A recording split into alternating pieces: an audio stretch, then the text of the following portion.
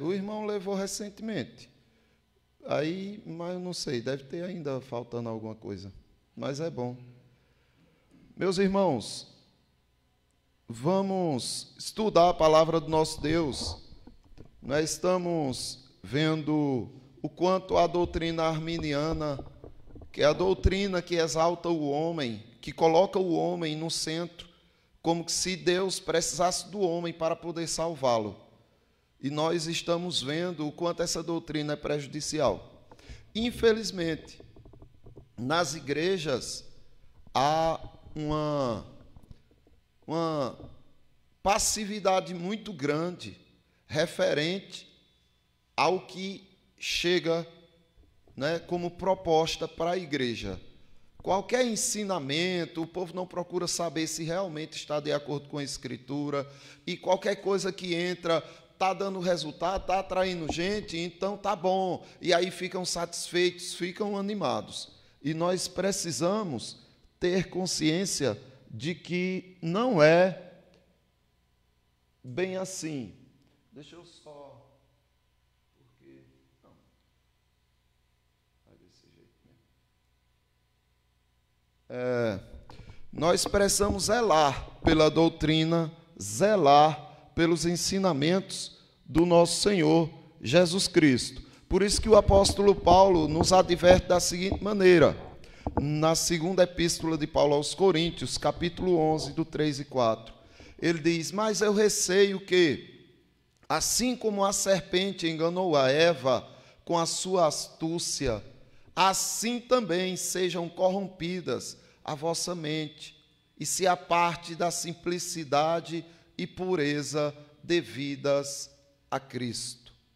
Então observe que a serpente não parou, ela continua assediando, atacando, pervertendo a doutrina de Cristo.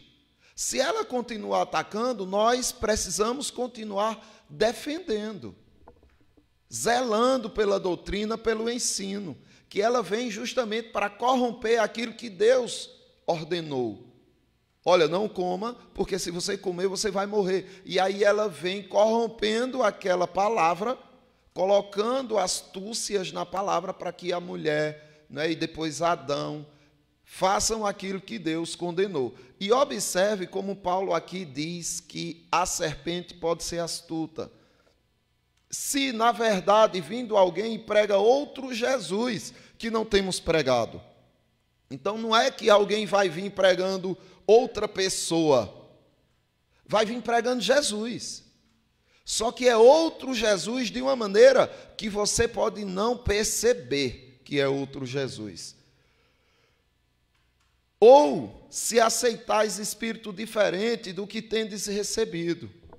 Então, esse espírito, não é o espírito do anticristo, ele vem sendo semeado e as pessoas não vêm percebendo. Ou evangelho diferente, que não tendes abraçado, a esse de boa mente tolerais. Então, Paulo estava passando por momentos muito difíceis, a igreja de Corinto não estava sabendo ponderar, ela não estava sabendo peneirar aquilo que realmente estava ouvindo. O apóstolo Paulo ia, pregava, instruía, educava o povo, e quando partia de viagem, entravam os judaizantes, se dizendo apóstolos de Cristo, e pervertendo o evangelho, falando em nome de Cristo para perverter o evangelho. Então nós precisamos zelar pela palavra do Senhor.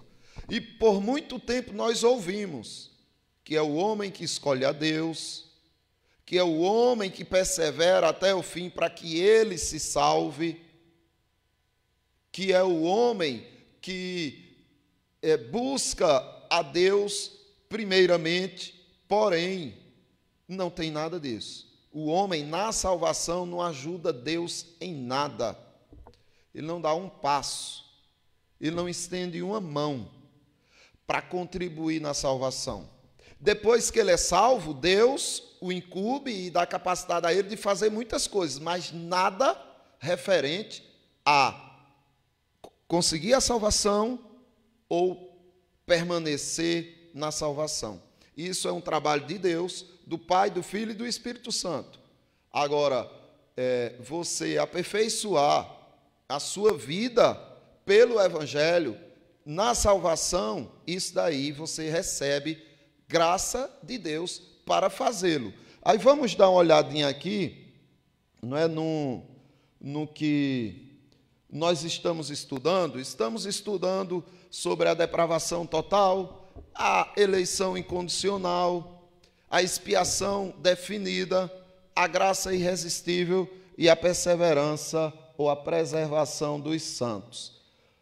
E hoje nós vamos analisar isto, não é? A corrupção do homem, a conversão e o modo como ela ocorre.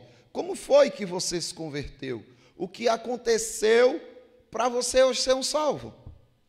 Você antes não cria em Deus, vivia a sua vida, não sabia nada de Deus, não tinha interesse nenhum, e de repente hoje você tem um amor imenso por Deus. Quer a palavra dele, vem para a igreja, busca em casa, pensa em Deus o tempo todo. O que mudou? E como ocorreram essas mudanças? Observe a oração sacerdotal de Jesus Cristo. É o que estamos estudando. Jesus Cristo, ele orou da seguinte maneira. O Evangelho, segundo João, capítulo 17. Aí a gente vai ler aqui, veja só. Jesus diz: tendo Jesus falado estas coisas, levantou os olhos ao céu e disse: Pai, é chegada a hora, glorifica o teu Filho, para que o Filho te glorifique a ti. Assim como conferistes autoridade sobre toda a carne, a fim de que ele conceda vida eterna a todos os seres humanos. A todos quem? A todos que lhe destes. Aqui entra um problema. Os arminianos dizem que o Pai deu todos a Jesus Cristo, todos os seres humanos. Mas Jesus Cristo está dizendo que ele vai conceder vida eterna a todos que o Pai lhe deu. Se foram todos, então toda a humanidade vai para o céu e não existe inferno para ninguém. Agora, se o Pai deu um povo que ele escolheu dentre a humanidade, aí faz sentido Jesus Cristo conceder a vida eterna a este povo. E a vida eterna é esta: que te conheçam a ti, o único Deus verdadeiro, e a Jesus Cristo a quem enviaste. Eu te glorifiquei na terra, consumando a obra que me confiaste para fazer. Então veja, o Pai dá a Jesus Cristo autoridade sobre toda a carne para que ele dê vida eterna a estes que o Pai deu. E Jesus Cristo está dizendo que glorificou o Pai na terra, cumprindo, executando. Se o Pai deu e Jesus Cristo cumpriu, não perdeu nenhum deles, então é um povo separado, escolhido pelo Pai. Mas, meus irmãos, a gente viu isso semana passada, eu quero adiantar para vocês agora a questão da intercessão divina de Jesus Cristo. Ele manifestou o nome dele a quem, meus irmãos? E o que acontece quando ele manifesta o nome dele? Ele manifesta o nome dele a todos os seres humanos. O que é que vocês acham? Agora pode pegar, viu, o microfone.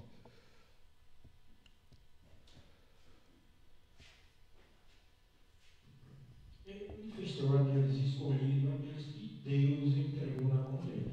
Amém. Foi isso. Ele manifestou o nome dele ao povo que o Pai confiou e aos outros não. Mas a Bíblia diz isso. Os arminianos odeiam esse tipo de argumentação, esse tipo de ensino. Eles detestam. Eles se afastam de você. A igreja que prega isso, eles saem. Porque eles querem dizer que não. Jesus Cristo manifestou o nome dele a todos e todos têm o poder deles mesmos de se converter ou não. Mas vamos ver o que é que a Bíblia diz, certo? Na oração sacerdotal de Jesus, ele diz assim, ó: manifestei o teu nome, a partir do 6. João 17, o Evangelho, a partir do 6. Manifestei o teu nome aos homens que me deste do mundo. Olha só. Eu manifestei o teu nome, Pai, aos homens que me destes do mundo. Eram teus. Tu nos confiastes. E o que foi que aconteceu com eles? Guardaram a palavra de Deus. Isso. A prova de que eram do Pai, e a prova de que foi confiado a Jesus, e a prova de que Jesus consumou essa obra, é aquele que guarda a palavra de Deus. Quando essa pessoa ama a palavra de Deus, quer viver a palavra de Deus, ele está dando provas de que pertencia ao Pai, de que foi confiado a Jesus e de que foi salvo por Jesus. Agora eles conhecem que todas as coisas que me tens dado provêm de ti. Todo mundo conhece isso? Não, vocês conhecem. Então, Jesus está dizendo que aquele que ele salvou, que foi dado pelo Pai, conhecem que todas as coisas que Jesus tem veio do Pai, porque eu lhes tenho transmitido as palavras que me destes. Então, veja, Jesus Cristo está dizendo que transmitiu, né, e que transmite a palavra que recebeu do Pai a estes que o Pai deu a ele. Se não são todos que têm essa palavra, então não foram eleitos, não pertencem ao Pai. E eles as receberam. Veja, aquele que recebe a manifestação de Cristo, né, que ouve a palavra de Cristo, recebem e verdadeiramente conheceram que saí de ti e creram que tu me enviastes. Mas quem crê? Aqueles que o Pai deu a Jesus. É impossível esse eleito que o Pai entregou a Jesus, é impossível ele morrer sem crer. Porque o que Jesus Cristo está dizendo é que eles verdadeiramente conhecem que saí de ti e creram que tu me enviastes. Aí o 9 diz: é por eles que eu rogo, não rogo pelo mundo. Olha só. É por eles, por estes que o Senhor me deu, que eu oro, que eu intercedo, que eu rogo a ti. É por eles. Pelo mundo não. É pelos que o Senhor me deu. Mas, e depois ele diz assim: ora, todas as minhas coisas são tuas, e as tuas coisas são minhas, e neles eu sou glorificado. Que coisas é essas que são do Pai e que Jesus Cristo diz que é dele também? Que coisas são essas? Ora, todas as minhas coisas são tuas, e as tuas coisas são minhas, e neles eu sou glorificado. Jesus Cristo está dizendo aqui, ele está falando aqui do que ele falou acima, no versículo 9. Jesus Cristo está dizendo o que no 9? É por eles que eu rogo, não rogo pelo mundo, mas por aqueles que me destes. Por quê? Aqueles que o Pai deu a Jesus pertencem a quem? É ao Pai. É isso que ele está dizendo, porque são teus. Então, se tudo que pertence ao Pai pertence ao Filho, e tudo que pertence ao Filho pertence ao Pai, o que Jesus Cristo está dizendo: olha, Pai, eles eram teus, e agora eles são meus, o Senhor me confiou, o Senhor me entregou eles. Mas observe que Jesus é glorificado neles. Jesus é glorificado na sua igreja. Jesus é glorificado no seu povo, nos escolhidos, a quem ele salvou. Ele é glorificado porque ele cumpre o seu papel, a sua missão, a sua função, de forma exímia e sem perder um sequer. Veja só, a quem pertence a revelação natural? Vocês sabem, né, que existem dois tipos de revelação de Deus. Uma é a natural e a outra é a especial. A quem pertence a revelação natural? A todos. Aí sim. Deus se revela para todos, naturalmente, ou pela natureza. Veja se não é isso que o apóstolo Paulo diz em Romanos, na sua epístola, capítulo 1, do 18. A ira de Deus se revela do céu contra toda a impiedade e perversão dos homens, que detêm a verdade pela injustiça. Olha só, porquanto o que de Deus se pode conhecer é manifesto entre eles, porque Deus lhes manifestou. Aqui ele está falando dos ímpios, dos incrédulos. Deus manifestou-se aos incrédulos. De que maneira?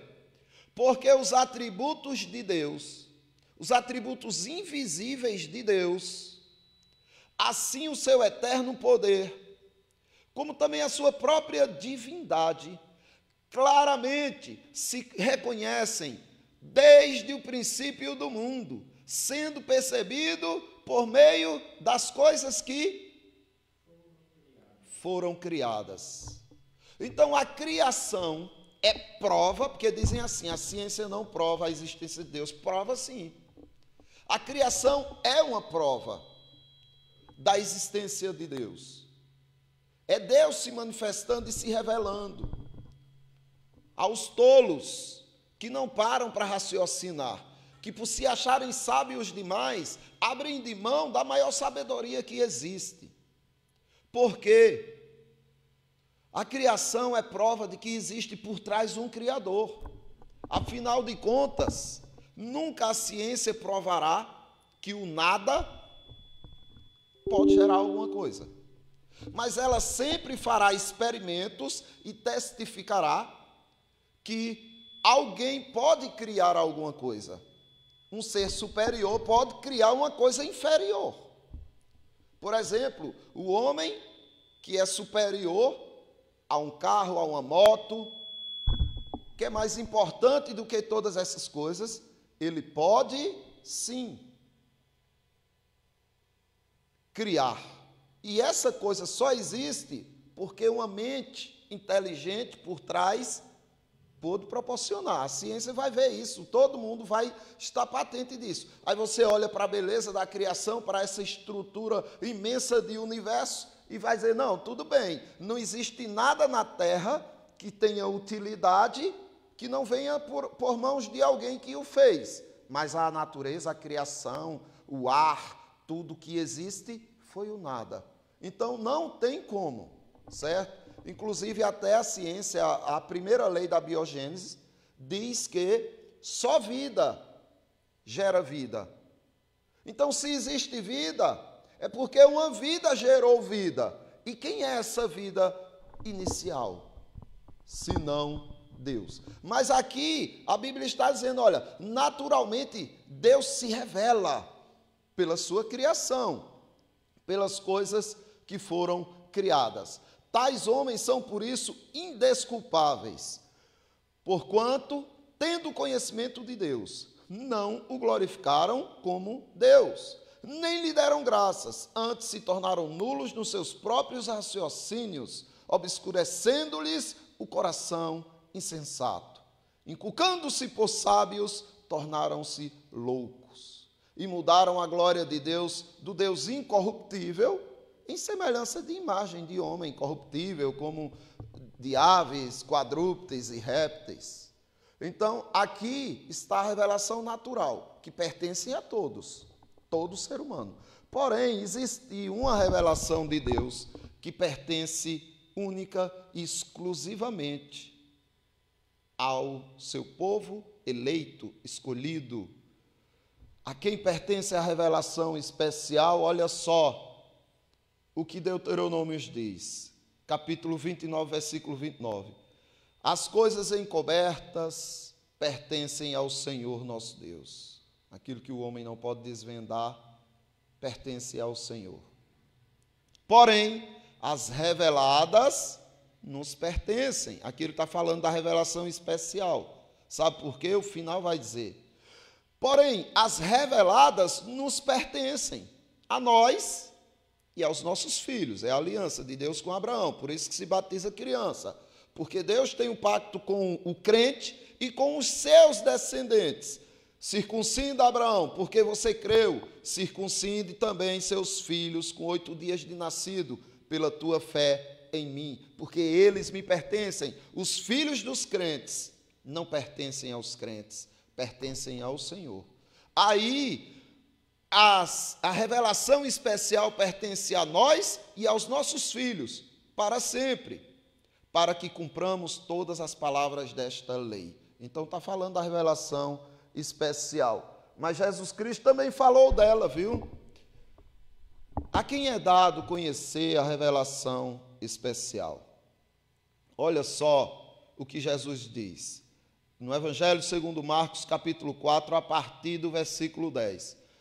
Quando Jesus ficou só, os que estavam junto dele, com os 12, o interrogaram a respeito das parábolas.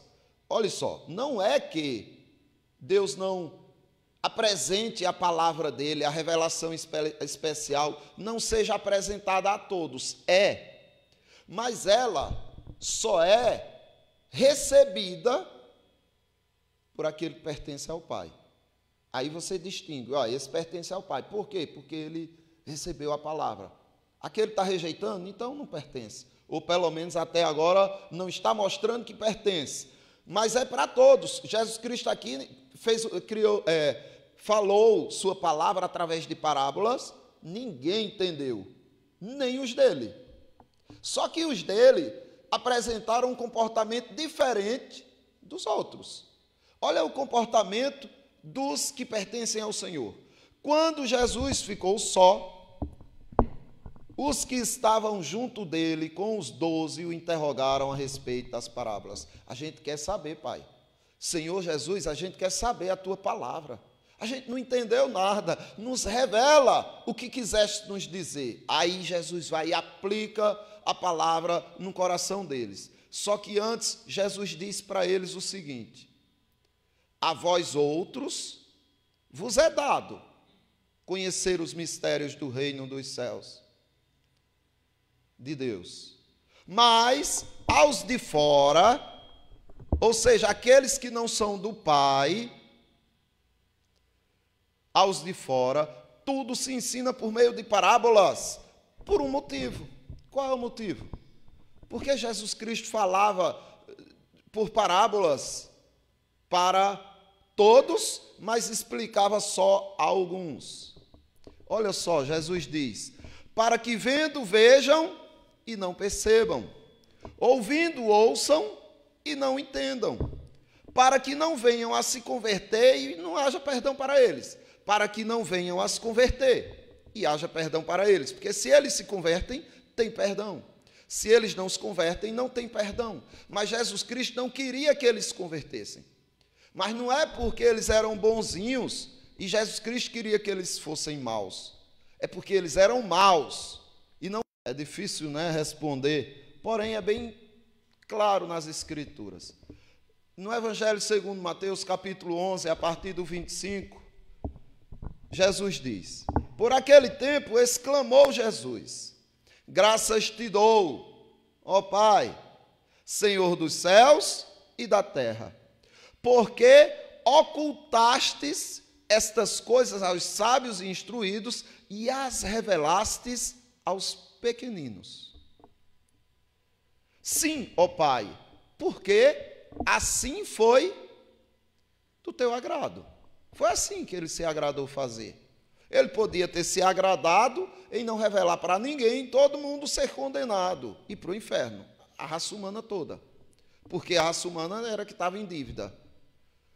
Ele poderia também ter se agradado de revelar a todo mundo e salvar todo mundo. E a terceira, ele poderia ter se agradado de revelar alguns e não revelar outros.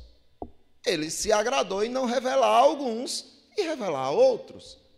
E quem vai questionar a sabedoria de Deus? E aqui ele diz, na continuação: tudo me foi entregue por meu Pai, inclusive os eleitos, Ninguém conhece o Pai, ninguém conhece o Filho, senão o Pai. Então o único que conhece Jesus é o Pai. E ninguém conhece o Pai, senão o Filho. E quem mais conhece o Pai e o Filho? Quem mais? Como é que ele diz aí? Entendeu? Ninguém conhece o Pai, ninguém conhece o Filho, a não ser aqueles a quem o Filho quiser revelar. Foi isso que ele fez. Quis revelar a um povo que o Pai escolheu. E aí, por que os de fora não compreendem a palavra? Por quê? São um povo que não é escolhido por Deus, são aqueles que são condenados. Aham, Como aconteceu, atrapalhando um pouco pode falar. o pastor, mas na época de Isaías, no capítulo 6, onde eu disse para Isaías através da canção, para que eles vendo não percebam, e ouvindo não entendam, e venham salvo. E depois de um certo tempo, ele enviou o profeta Jonas, né? Aí Jonas não queria que aquele povo fosse salvo, mas Deus escolheu aquele povo e mandou É, para que aquele povo fosse salvo entre os animais. e Deus faz como Ele quer. Mas a pergunta que eu fiz a vocês, Jesus também faz. Jesus perguntou o seguinte: qual é a razão por que não compreendeis a minha linguagem? Jesus perguntou ao povo que estava ao redor dele, que só murmurava, só rejeitava. Jesus perguntou: me digam, qual é a razão por que vocês não entendem a minha linguagem? E qual era a razão? Jesus diz, vê só a resposta de Jesus. É porque sois incapazes de ouvir a minha palavra. Não há capacidade no pecador de compreender a palavra divina. Jesus diz, olha, sabe por que vocês não entendem a minha linguagem? É porque vocês são incapazes de aprender, de compreender, de ouvir a minha palavra. Vocês não têm capacidade. Aí vê só o que é que ele diz. Quem é de Deus, ouve as palavras de Deus. Por isso não me dás ouvidos. Por quê? Porque não sois de Deus. Porque os do Pai foi dado a Cristo e Cristo vai se revelar a estes com certeza. O amor do Pai em seu Filho Jesus. Olha só onde está. Ainda na oração sacerdotal, Jesus Cristo diz assim, a partir do 24, Pai, a minha vontade é que onde eu estou, estejam também comigo, quem? Que me destes. Estejam também comigo os que me destes. Essa é a minha vontade, Pai. Essa é a minha oração. Para que vejam a minha glória que me conferistes, porque me amastes antes da fundação do mundo. Pai justo, o mundo não te conheceu, eu, porém, te conheci. E também estes compreenderam que tu me enviastes. Eu lhes fiz conhecer o teu nome, e ainda o farei conhecer, a fim de que o amor com que me amastes esteja neles e eu neles esteja. É esse trabalho de Cristo, do Espírito Santo, de fazer com que a gente conheça o Pai a cada dia. Eu já fiz, Pai, conhecido o teu nome entre eles, mas eu ainda o farei mais. Então, esse momento é um momento de crescermos em conhecimento do nosso Deus. E aí nós vamos ficar aqui, e a partir daqui também nós vamos ter outro momento, né, que mostra como foi que Deus trabalhou em nossas vidas para que hoje a gente fosse salvo, para que hoje a gente fosse temente a Ele, para que hoje a gente o amasse. O que Ele fez, aí a gente vai ver mais um pouco próxima semana, tá? Alguma dúvida, irmãos? Questionamentos? Acrescentar algo? Então, vamos orar ao nosso Deus agradecendo por mais esse momento. O irmão Carlos, já que está aí com o microfone.